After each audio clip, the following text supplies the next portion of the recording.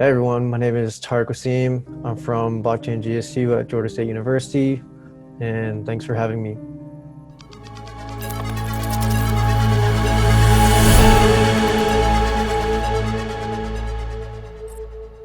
Hello, everybody. Thank you for tuning in to Reimagine 2020, the Happy Huddle Days edition. This is our fifth event within the Reimagine series of conferences. We're closing out the year strong with the last event in 2020, and we hope that 2021 is nothing like 2020 because it's kind of been a wild ride and unfortunate circumstances, but it's all brought us here to these interviews. So super stoked about that. The only thing that we would hope to expect in 2021 is the Bitcoin bull run that we recently had. I'll be your host today, Adam, from the MouseBelt team. If you missed out on any of our past four events, feel free to visit the Reimagine 2020 website at ri2020.io. For full access to over 150 interviews now from some of your favorite projects and individuals in the space. Our mission is quite simple. It's to continue to understand how blockchain is making an impact and how do we do that? Well, we invite the top projects and leaders in this industry, top universities, student clubs from all over to shed light and help us understand, blockchain's real impact and innovation, advancements towards a Web 3.0 and decentralized infrastructure of our future. So today I actually have a returning guest, part of the MouseBelt University program, Tariq Waseem from Georgia State University, CEO and founder of their club there. How you doing? Nice to have you back. Yeah, thanks for having me. Doing pretty well. How about yourself? Good. We've just been kind of rocking and rolling with these events. Very fortunate to have your time and appreciate you joining us once again. If you missed Tariq's last interview, it was from What the Fi is DeFi. You can find that on the YouTube channel at Reimagine 2020. Go ahead and search that. Insightful, energized, great interview. So go ahead and tune in there. But let's go ahead and kick this off. I think when we had you on last time, you gave us a little bit about your journey. And that was from, I think, like the 2017, like that bull run aftermath. I think you got into it then and you kind of went down the rabbit hole like all of us. And here we are in 2020. We were just chatting before we started here, and the club is now public. I want to get into the club, and we'll talk about your university, and then we'll talk about blockchain, kind of the space and what your interests in are. But to kick things off about the club, you mentioned that it was, I guess you kicked it off in 2017. Here we are in 2020. It's now public. Can you give us kind of the what's been going on for the last 3 years of why it was private, or not private, but maybe just not as public as it is now? Yeah, so like when I started it happened a bit around like the fallout of 2017's bull run. And from everyone that was left from my group back then, it was just me. So I was getting together with myself and seeing how could I be prepared for when the next cycle happens, which is, it looks like it's happening right now, going into 2021. So from like 2017 to 2019, late 2019, I was just getting everything together for myself and looking for someone else, like a team, to like make this org possible. Even though I did establish it in 2017 on the university, it was just like a one-man show for 2 years. And then I got a team together. People were getting kind of more interested in it. Felt like it was the right time to get back into it. And I got everything together and launched kind of when everything went into lockdown, which is unfortunate timing, but it worked out because I had already planned to teach remotely the time I was planning. We did do some events in person in 2019 just for like pilots, just to see how it would go. But we launched in January of 2020, right off the bat with online events, a good user base from what I've accumulated in those 2 years I was planning. Just people who have messaged me from here and there, and then And are these fellow students that you're working with at school? Yeah, so these are a mix of like close friends who've been with me through like my journey of just talking to them all the time about Bitcoin, blockchain, what it can mean for the world. and then a mix of people who've hit me up and were interested in what I was doing. So yeah. How strong has that interest been? And I'm asking you these questions because I think it's important to note with other schools, universities, students, organizations that it's student ran, right? Like Yeah. if you're gonna wait for your school to kind of support you, which we'll get into shortly after this kind of topic, but it's student ran, and that's important for everybody else that's maybe at school that's thinking about this, is that you started it by yourself, and the reason is because there was no Bitcoin or blockchain club at the time. Is that correct? Yeah. There was no club at the time. And also there was no support system for people like me wanting to be more involved that early. And what did it require for you to kind of kick this club off? I know you were by yourself. Were you were just getting interest from your colleagues and other friends, and just kind of seeing, growing it organically with those people? Yeah. So in the beginning, I sort of had to finesse my way in since it was a one-man show. Um, had some people who were interested to get all like the documentation together. It's difficult because I was kind of going and fighting, even though the organization, the club, the school was open to an organization being founded. There wasn't much support, so I kind of had to wiggle myself in to get myself established. Uh, Definitely cut some corners, but it was well worth it because I kept growing, just talking to some professors about it. It was mild interest, but enough for me to get through the door. Yeah. And then I was betting on that because, I mean, the more I started doing stuff, the more traction I would get. And I'm pretty sure, like, from the work that I've been doing, people would see. So it would come later. But in the beginning, it was a bit of a struggle to get in. Yeah, and get in, you mean like this structure set up of a formalized club? Yeah. Yeah. And were you surprised at the interest? So tell me kind of about the numbers. Like I know you mentioned that you said there's about 100 plus or minus members of active. There's a plus or minus 15. How Yeah. did you, like, where did those numbers come from in terms of when you kicked it off? Was it like, 50 right off the bat that wanted to join? Was it a slow progression of volume of of people wanting to participate? Yeah. So those numbers came from before it was blockchain GSU, it was called crypto GSU because it was actually a crypto group that was spawned in 2017. So some of the members were from that, but a lot of them left because of they just lost hope after like that huge drop.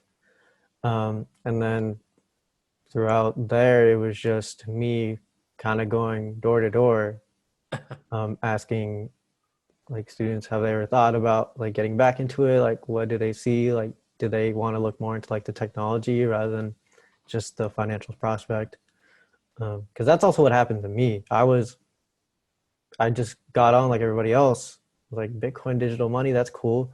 But as it dropped, I was like, the technology that's being used could be like used for something else. And I feel like if we build it more on, there's something more to this than just something I could retire with. It's just, I It was like, totally. I want to build a career off of understanding this and then helping other people along the way. No, you're totally right, which was kind of going to be my next question, as you just mentioned some of the drop off, right? 27 hit that, it was riding up at 20K and then it tanked.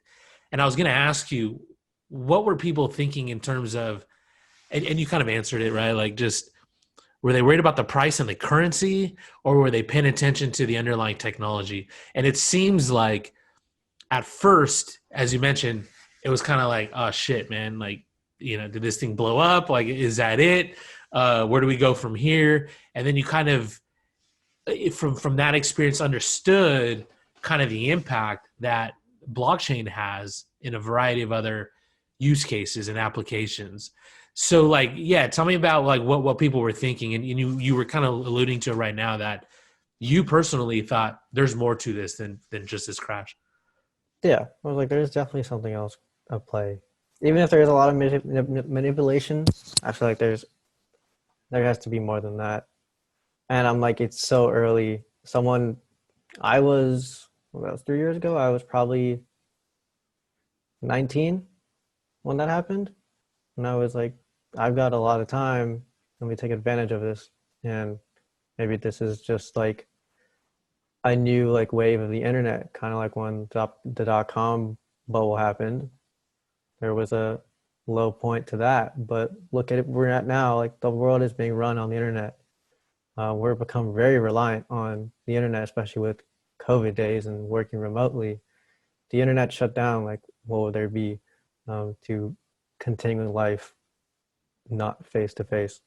So I saw it as like it's a perfect opportunity for someone who was too young to even comprehend the dot com um, bubble. So that's how I was looking at it. But the general like outlook from everybody was the people who managed to like survive 2017 and continue on with the interest saw like there was more to it than just financial gain. And the people who, what I've seen, the people who just really cared about the money part of it, they haven't even realized that Bitcoin is at its point right now. I don't think they'll realize until it reaches maybe when they bought in at the all-time high 3 years ago. Yeah. No, I mean, yeah, this Bitcoin bull run's pretty nuts, and I think at some point, it may continue on long term down the road.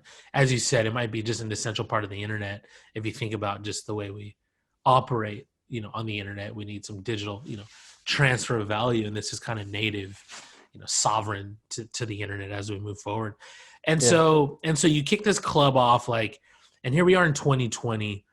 Where are we at today? What's the status? The pandemic hit, and you guys are still moving forward. And I'm asking these questions because, again, there might be some other students out there, right, that are trying to kick off the club, like get ideas, understand what other student clubs are doing, universities are doing.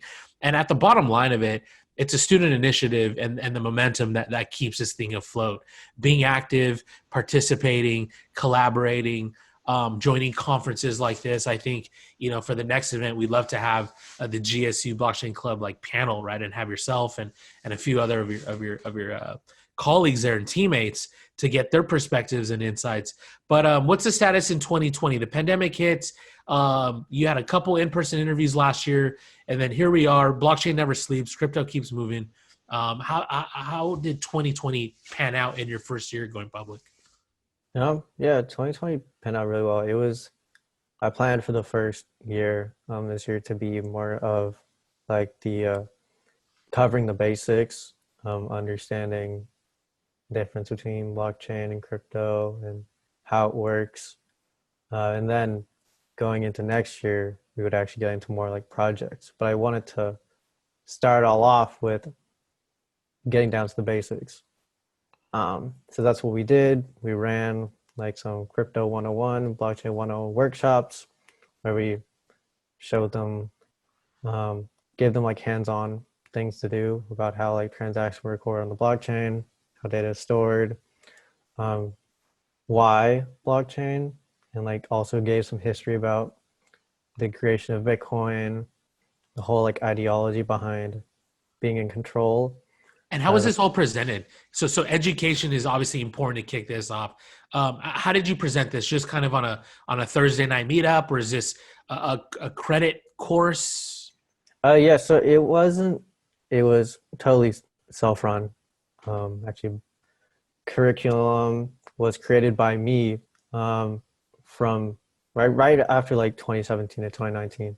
This was when I started creating curriculum to um, teach at the club. Um, it was just a combination of me trying to understand it and also me trying to take all this information that's on the internet and condense it so it's could be understood by like the average person. Because one thing I realized was when I was on my path, there's a lot of information on the internet, and someone will tell you if you just want to learn anything, it's on the internet. But just because it's on the internet doesn't mean I can understand it, and it's straight to the point. So that's what I did, and we taught them this year remotely like via Zoom, or one thing we started to use more recently is Discord. There's a lot of kids my age, or students, college kids my age, use Discord. Um, so yeah, it's all been remotely, but the curriculum has been planned out, and so for when I started planning on my own, and then I executed it this year. That's great. I think that's how blockchain at Berkeley got started. Do you follow any other clubs, or have you taken any other kind of strategies from your research in general? I've been looking at blockchain at Berkeley. I've heard about them through actually you guys. I know, and then I was looking at, there was some, not sure, it's called She 256. It's like a nonprofit. Yeah. They're pretty cool. But only recently. Just I one thing I didn't realize back then was I thought I was like all alone and like I was the only one who was like working on this. Yeah. But when I got in touch with MouseBelt, that's when I started realizing, oh, I'm actually not. And then that's when I started looking into other orgs. But up until like from here to like early 2020, I was under the impression that I was like just doing it on my own. But it was a quite relief to find out there was other people like me. No, that's great, and I think you have that experience now under your belt. I've had a couple co-founders, on interviews, and now they work for various blockchain companies, and that was the same kind of path that they took, was all of them, And I'm glad that you're rounding up the troops, because you're going to need them for that support as you get busier. You can rely and leverage, your teammates to kind of teach these courses, and then it helps them, and it's just self-taught, right? And I think a lot of the education fund is so important, which is why we kicked off MouseBelt University to support our students and clubs and associations with the resources that we had internally, to give them a leg up, because universities were taking, they take time to bureaucracy, and they take time to kind of implement, curriculum and courses. So how active is the club now, and what would you say the interest is in terms of developers, business development, and what are you looking to do in blockchain? Are you looking to build product and code, or are you looking at it from, what's your perspective and how you look at blockchain that you would like to do as far as a career? Yeah, I'm looking to go like the more product route. I still want to have a very like strong sense of like how the code works, but I know I probably won't be able to compete with all these very hardcore developers, but I do love like thinking of new ways this product can be utilized, more the creative route, and thinking of like all the business features and stuff. So that's my route. Um, I like to think a lot. I also like to write down what I think about, and sometimes it just happens to turn out into something that can actually be usable. So I was like, let me just take advantage of that. Um, yeah, so that's pretty much where I'm headed. And what about your members? You got a lot of coders, developers, enthusiasts, We've got yeah, business. we've got a lot of business people. It's actually a good mix. We have like a good bit of like a marketing people, graphic designers. Georgia State, especially like the program I'm in, there's a lot of creatives. There's also a good bit of like CS people, but I've realized that some of the CS people that we have aren't really interested that much. It might be different at other universities, but a lot of people at my school and the crowd are mostly business oriented. So like, how can we apply blockchain for a business solution? Um, but out of that, we do have people who still want to learn about the technicals of blockchain. Like me, I'm For sure. not very technical, but I am interested in the technology enough to feel like I want to understand it, and then understand how to build something out of it. No, totally. I mean, I think that's important to understand kind of the full spectrum of what blockchain offers. I mean, it touches psychology, right? It touches economics, it touches finance.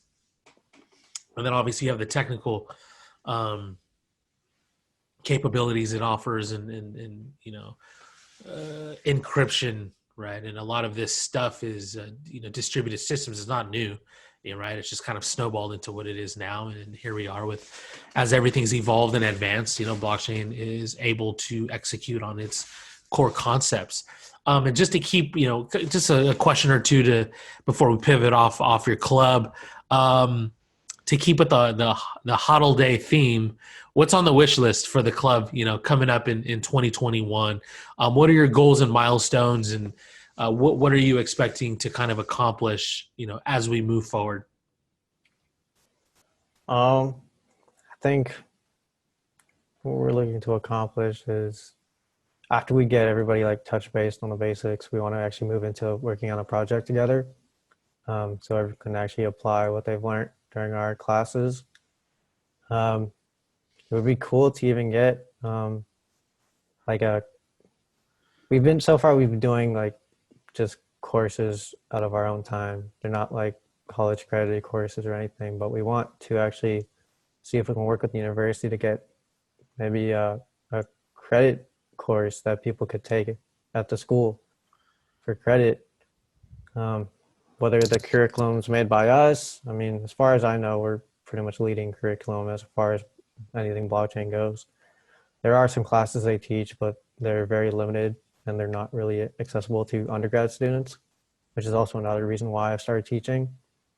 A lot of the classes are graduate level, and I realize a lot of the undergrads want to learn this stuff early on before they even get to graduate level, especially with like all the kids coming in now from high school. They're way like more in the know about tech than the kids before, because these are people who've like grown into technology and have grown up with it, as opposed to someone like me who kind of saw a world without technology and then a world with technology. So yeah, that's the goal. This semester was just getting the basics down so we can execute a project collectively without having to kind of reiterate what was going on. I mean, that's never going to change. For sure. The whole goal is just going to be bringing in new people, showing them like that new mindset that you kind of need when thinking about blockchain, and then just the circle continues. Yeah, no, totally. I think it's an ongoing process on the education front as you get new members, freshmen, soft, and you guys are open to all grade levels, right? Yeah, everyone right now, even though we are a club, the plan is to be open to if anybody wants to learn, anybody can join. No, that's great, and you've touched on some points here that I want to get into as well, like on the university side. From our experience, when we started working with universities late 2017, the students were obviously more active. The universities were a little bit slower, except for your MITs and your Berkeleys and your Stanfords. Some of these schools were further along, but our goal was to kind of support students such as yourselves and clubs. And so it's been about 3 years now. Some schools are, like you said, have graduate courses. Some don't. Some are self-taught, and I'm hoping that students that are watching this like understand that it might have to come from within. It might have to come from them to kick this thing off, and it's going to require some work and effort and a team, right, to kind of get the material together. I think it might be wise for MouseBelt to collect these things and help promote kind of the courses or be able to cross utilize your club, the other clubs that we're involved with, and leverage some of that curriculum to kind of get a jump start, right? A library, if you call it. And so on the university side, like we're going into 2021 now. You have a graduate course in blockchain or distributed systems or whatever the course is called. What's the holdup? And then how are you looking to kind of push your initiative for the university to kind of move along and have a course for undergrads? Yeah, we're not really sure what the holdup is. I mean, we still get some pushback, even now with a lot more universities bringing in like innovative technology courses and partnering with like fintech nonprofits. Like our university is taking a lot of initiative when it comes to fintech. I think blockchain can fall into that route. So, but it still feels like a constant battle with trying to get them to accept that you should implement this within your current curriculum, or let us kind of do something for you and Yeah. take up some mantle. Um, so I don't think that's very much changed. I think it'll take a lot. It has been taking a lot. I mean, this 3 years has been that. Um, but the plan is just to get it big enough so if they don't pay attention, they're gonna fall behind. Because Nice. I didn't wait for anybody. I don't plan on waiting. Even when I was working on my own, the team was just to help me get to Scale. scale. You gotta scale a little bit. You need a little bit of help that, you Like know, I felt like I could have done it all on my own, but in order to scale, I needed more support and just keep scaling from here on out. They did ignore me in the past, but I feel like just keep doing my thing. They exactly. won't have a choice. They'll have to pay attention, and it would be in their best interest too. And what about professors and stuff? Like, are there any internal like champions there that you can talk to that are open to supporting you? Because I know other schools, there's a few faculty members that um, obviously they don't get paid for it, but like they're supporting the students one way or another with guidance, mentorships, advice. Is there any kind of that Yeah, circle? I've been fortunate to have one. Great, So far, it's only one, but they um, she has helped me kind of just get my ground of like where I stand and like how to get the university's attention, even though it may have been minimal. Now, like it's probably like I felt like we could actually establish something at the university because of their help. Um, but yeah, and it's still a very close circle. what does But she teach? What kind of professor? What does she teach? she does. She currently does like a lot of like creatives like work. You know how there are like there's a thing called it's like augmented reality, like living in like a virtual. She does like virtual reality and augmented reality, but she did have like an interest in games where like Decentraland, where you can like buy a virtual property and like you can Yeah, customize it and sell it. So that was her interest, and she also like was started teaching blockchain to her classes, and I was like, okay, I could start doing that to my club, maybe get those two communities together and start teaching like that. So she motivated me to start teaching on the nice, scale that I'm doing today. nice. Other than that, I was just kind of taking everything on my own and like creating like a curriculum, but not actually teaching it. And she's the reason why I started teaching just like her at the university. So she's been a good support system. Nice. No, that's it's unfortunate that there's only one. And again, it's not even anybody's fault really. It's kind of a newer technology, right? So like, not a newer technology, but it's just a newer wave of emerging tech in a way that it's bringing various disciplines, involved, and Yeah. there isn't the workforce to support blockchain yet. Professors, high school, you know, there's that kind of barrier at the moment, which I'm sure will change. Even on the developer front, we have an engineering team and we provide development support to internal, external clients, projects. I work with other advisors and VCs, consultants that there's a shortage of talent, even on the developer front. And I'm sure Mhm. that gap will close over time. But I hope that you do get more support as you move forward, and I think your persistence will uh, will pay off. And Bitcoin in the new, Bitcoin, as you mentioned at the beginning, we're kind of still at the beginning, although we've Yeah. all been in this space, for a couple few years. I came across Bitcoin in 2013, um, and it's still new. So I think what you're doing, and I think passing off the torch to having this team, right, to kind of carry the GSU blockchain club forward, it will help out as well. Yeah. Like, I definitely don't regret anything I've done. Actually, it's pretty much given me like a sense of direction.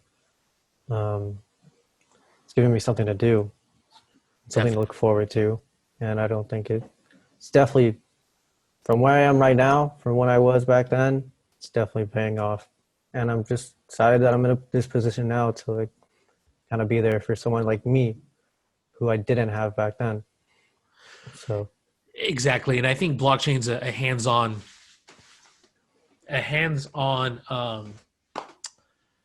hands-on experience is required, and I think you're gaining that through marketing, through working remote. All these yeah, like experiences will pay off, and I'm sure you'll have no trouble finding a job somewhere. But let's kind of get into the good stuff too. Like let's talk about blockchain, right? So this is a blockchain conference. You've been on, for the DeFi event. Um, Talk to me about like what excites you about the future of blockchain, and what are you paying attention to, right? There's blockchain in enterprise. There's blockchain DeFi, which is finance and financial instruments and stuff. And then there's also these various verticals and industries that are leveraging the tech. What are you paying attention to? Like what do you like out there? I'm paying attention to DeFi. Just I like the whole concept of communities working together with no like central governance.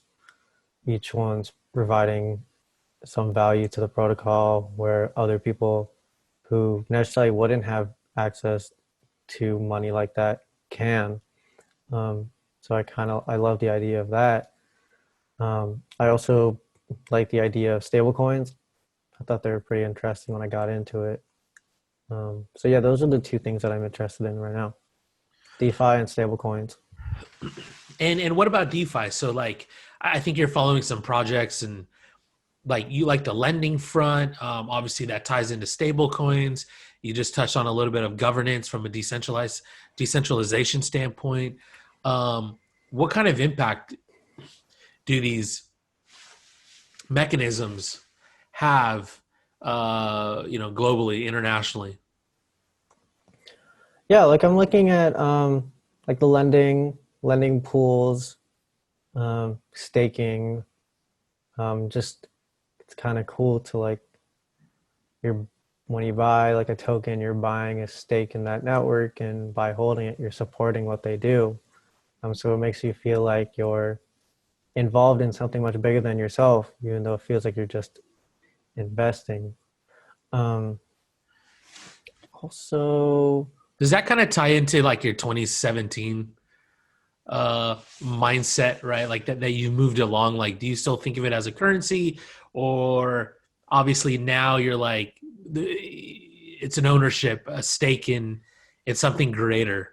Um, yeah, I think it's being a part of the project and supporting it through its efforts and getting like incentivizing off of it too. Um, when you're just someone who uses it, it's kind of like makes me think of all like the stuff we use today, like social media stuff. We're just using it as users, and they say we're part of the community, but none of us are really incentivizing off it except getting trolled or something, just getting a bunch of data that we normally wouldn't consume by choice.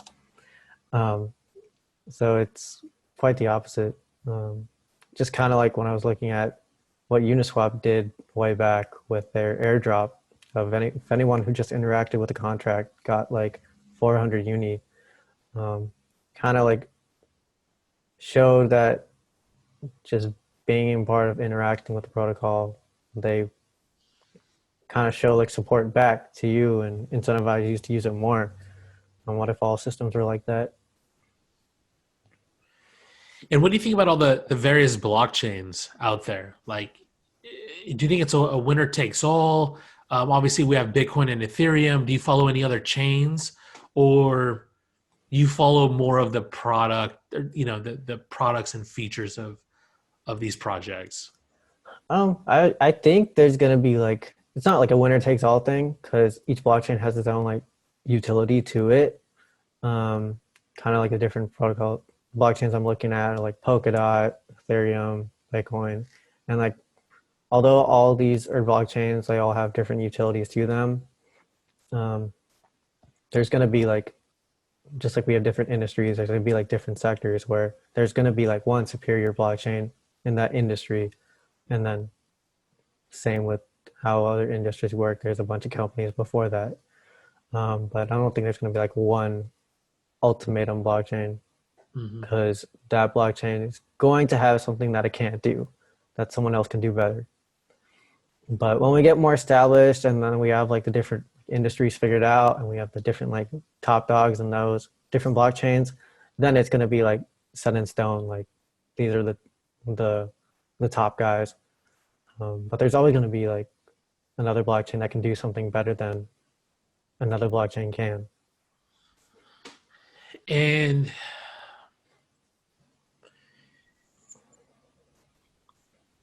And so outside of like lending, or do a lot of are there a lot of crypto holders at school? Like, do your colleagues hold and use it, or is it like a store of value for them? Is it are they looking to hopefully transact in it one day, or do they look at it as it more of an investment for the future? Because there's governance tokens, right? And there's Bitcoin and Yeah. Ethereum and various you know crypto tokens involved.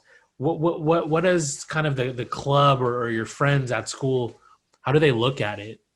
Well, most people look at it more like a store of value.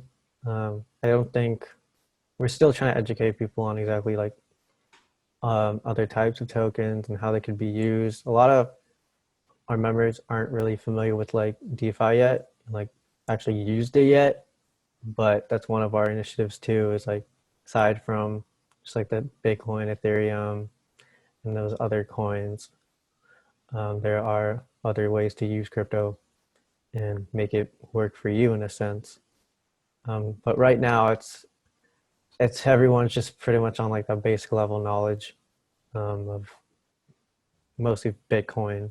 Yeah, But as we go on, as people start getting more comfortable with the idea of cryptocurrencies, we'll start introducing like DeFi, maybe some curve, showing them what lending, how flash loans work is another thing that comes up in DeFi. But yeah, it feels like we're starting from like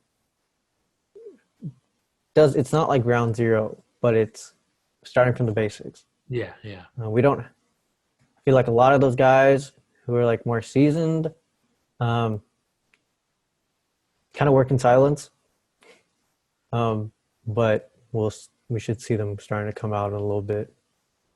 And how far like do you think we're still early on in the space? Yeah, it's way too early to like say anything. It's very early. Yeah, yeah, yeah.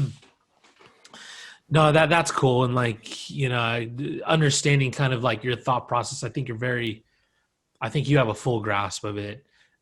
Being in it for the last 3 years, I think very fortunate, right, to kind of have similar perspectives as industry professionals do, which is great for you to actually lead the club and understand the trend, understand what's important from not only just kind of the education front, but understanding like the products and what's out there. And like you can get lost in the rabbit hole. And I think for you to condense it down and consolidate it, like is beneficial for your members to organically grow and not get too lost in the weeds.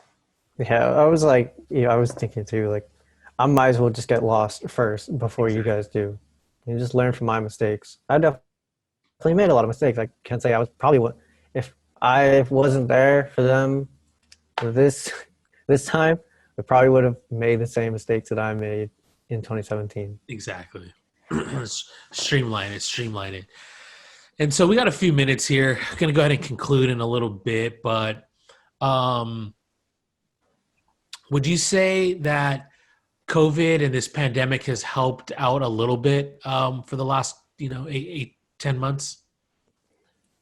Yeah, I mean, I wouldn't say be like, oh wow, so glad it happened, but Yeah, I'd be like, it actually helped get everybody thinking about what do I want to do during this time? Do I just want to coop up in my house and do nothing, or do I want to pick up something I didn't know before, like to fill the time?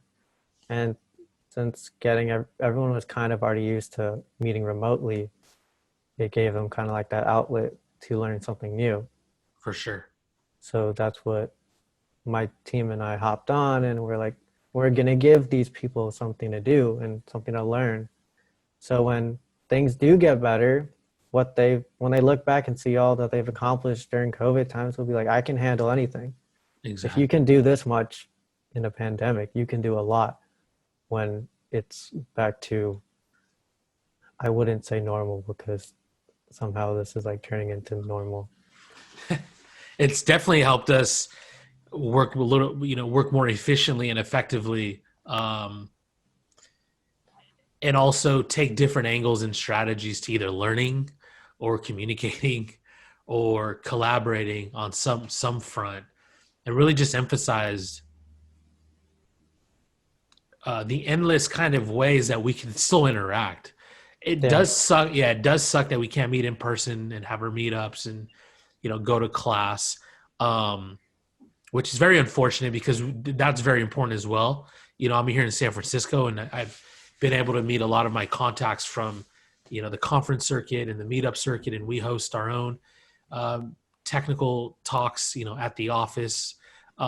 But it's also helped us emphasize areas where we can take advantage of, such as this Zoom, such as this conference, right? And Yeah. exposing like your club to the world, which maybe we wouldn't have done before, which also leads to cross-campus Zoom meetups, which is kind of cool, Hmm. to kind of prevent that loneliness feeling when there's tons of people, actively doing what you're doing. Yeah. And Right. definitely give technology that for connecting us with a lot of people that we probably wouldn't be able to meet based on our limitations of where we could travel in person. No, great here, man. So to kind of conclude this discussion, is there anything that you want to share with some other students, that might be looking at this interview? Um, I think what I found out too late is you're not alone. There are other people who are having the same thoughts as you. Um, just even if the world, you don't think the world believes in what you believe yet, just keep working at it. Um, Even if you feel like other people aren't as on board as you are, don't wait for them. I didn't wait from 2017 to now for someone to pay attention. I just knew that there would come a time where my knowledge would be needed most. So yeah, same for you. There will come a time when people will need you. If you don't see it now, don't worry. Like it's only you and yourself. Like you don't really need to compare yourself to anybody else. And what kind of resources do you use? I'm sure, obviously the internet, but is there anything that you use specifically, Twitter, or do you follow anybody?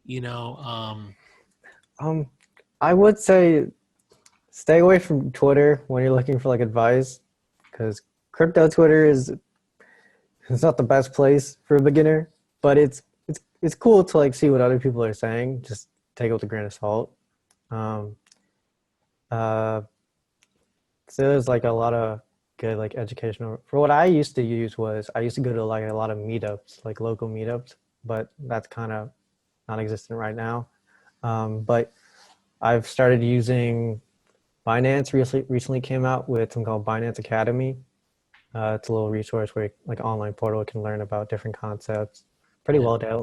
well laid out graphics, videos. CoinMarketCap also came out with something called Alexandria. It's a little kind of like Binance Academy, but those two resources are what I use a lot. Um, Quick search on YouTube if you want to look at something specific. Some people have good videos. Um, but yeah, if you're looking on social media to learn something, um, it might be you might spend way more time against like conflicting opinions than actually trying to figure out your own. So stick to like educational portals. Nice. I think those are good points. Like, and you summed it up. Educational portals, right? You can go to blockchain. Our MouseBelt website. You can go to Binance website. There's a lot of various academies, to get your information. I think crypto Twitter is great to kind of go down the rabbit hole, right? Like, Yeah, it opens and your mind up to be like, let me look into this, and yeah, then it's you definitely start gonna it. get your mind going, especially like when, let's say, this is 2017 all over again. Everyone's going to be flocking to crypto Twitter, but Yeah, that's going to be a lot of people and so much information to process on your own. for sure. For sure. And what do you think about this Bitcoin rally? Pretty I think cool. it's, I think it's looking pretty strong. Um, I think it's mostly like right now institutional driven, Yeah. um, not really as much retail as 2017 was, and we're not really getting as much media attention as we did back then. Yeah. So I think it's happening under the radar, but um, time will tell. People will pick up. Nice, nice. All right, Tariq. Well, let's go ahead and wrap this thing up. Again, appreciative to have you back for the second time around. Super stoked for your club to kind of kick things off in 2020, although you've been working at it for the past 3 years. We're obviously going to show you some support there and work with you going into 2021 to really reach your goals and milestones as a club, and some of your personal endeavors as well. I think we can definitely help out there. And so thanks for sharing your insights with our audience here. And there's a lot of students trying to figure out why my school doesn't have this, or what can I do to make an impact at my school for my students, to push blockchain crypto, because as you know, this was all done by you, and at some point, if you grow it big enough, hopefully the schools catch on and then support you. I do suggest to all the students out there, like, try to find a mentor on campus, another faculty member, professor, to give you some guidance a little bit, just on formation, just on knowledge of how your school may operate. And not only that, they can be the gatekeeper to other professors and faculty members, administrators that you'll need to get in touch with, and you won't be, wasting your time building this thing without having, support from the universities at some point. So again, thank you for joining. Where can students maybe reach out to you if they wanted to shoot you an email or Um, Twitter? yeah, you can hit us up. The email is blockchaingsu@gmail.com, or you can hit us up on our Instagram at GSU Blockchain. Those are, we respond mostly on Instagram, but feel free to hit us on our email. Yeah, no, that's good to know. And I think one of my focuses is going to be to do these cross campus meetups and collaborate with individuals like yourself and the others, right? That we can open this thing up. As you said before, like, scale this thing, learn from each other, scale, and work just like blockchain does in a decentralized way. Yeah. So for all of you tuning in, this is Tariq from GSU, Georgia State University Blockchain Club. He's the CEO, founder, president. Did it by himself. Now has a team. Took him about 3 years. You can catch this interview at the ri2020.io website or the YouTube channel at Reimagine 2020. You can catch his previous interview there as well. Super insightful. Again, thank you for joining us, man. Yeah, thanks for having me. And we'll see you again at the next event. All right. We'll look forward to having a panel from the whole GSU club. All right, sounds good. All right. For all of you tuning in, until next time, hopefully you're enjoying the happy Huddle Day edition of the Reimagine 2020 conference. Stay safe out there, and we'll see you guys again. Thanks.